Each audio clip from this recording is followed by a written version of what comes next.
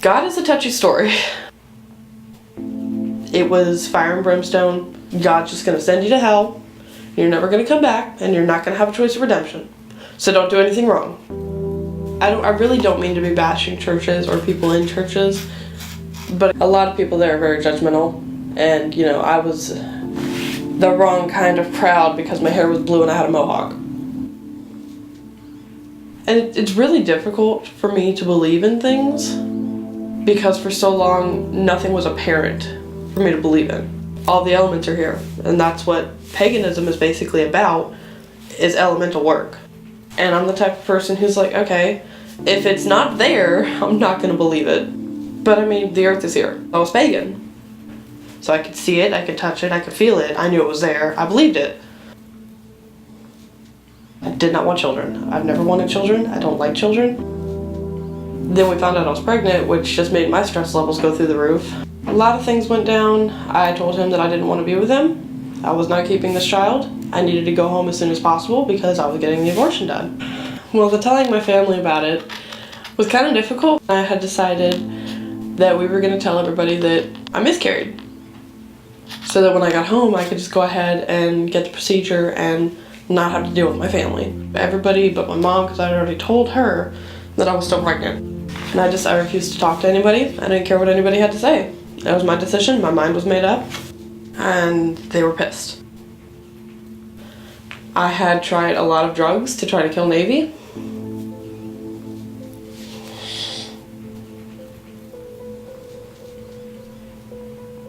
My family and him decided that they were going to take me to Lakeside and say that I was crazy on the day of my appointment.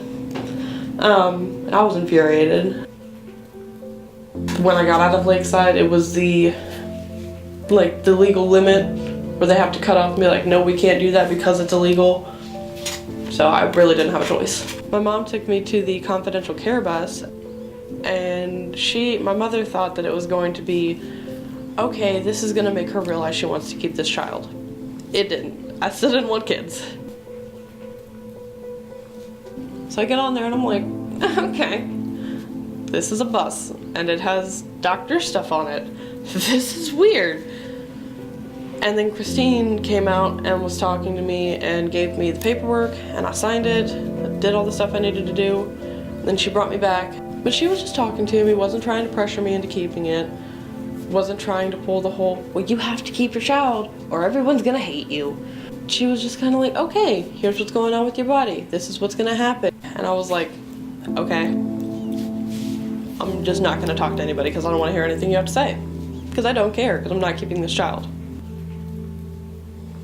And I think a month after that, my sister told me about Embrace Grace and told me that she was going up there because she was pregnant at the time as well. And I was like, okay, it's gonna be judgment after judgment after judgment. Especially for somebody who's like me and who's just sassy and looks mean, to find acceptance. I'm pregnant, I'm going through a divorce, I don't like this. And I get in there and they're just like, oh, hey, you're cool, we like you.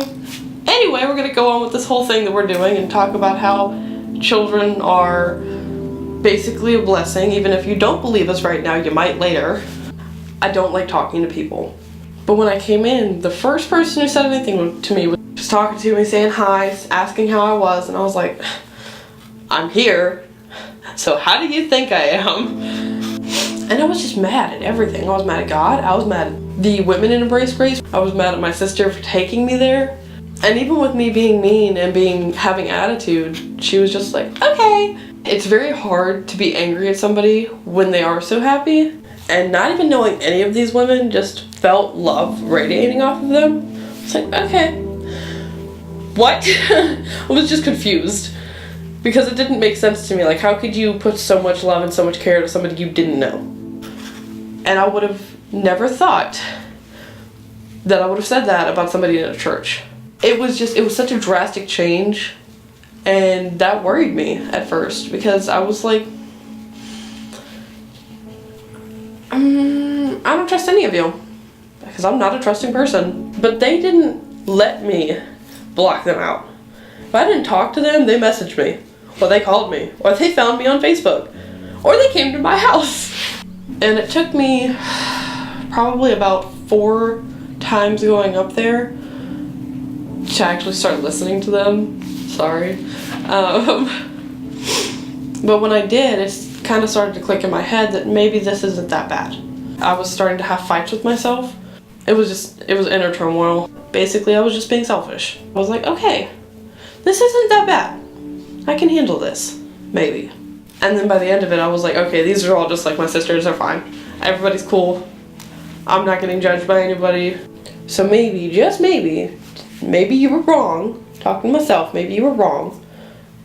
And God's not awful. He's not actually evil and people are trying to trick you. In Embrace Grace, they do a thing with fake chains. It's basically God coming up and lifting all of your chains, all of your worries and your stresses and the issues that you were going through and being like, okay, you don't have to deal with this anymore. I'm taking it.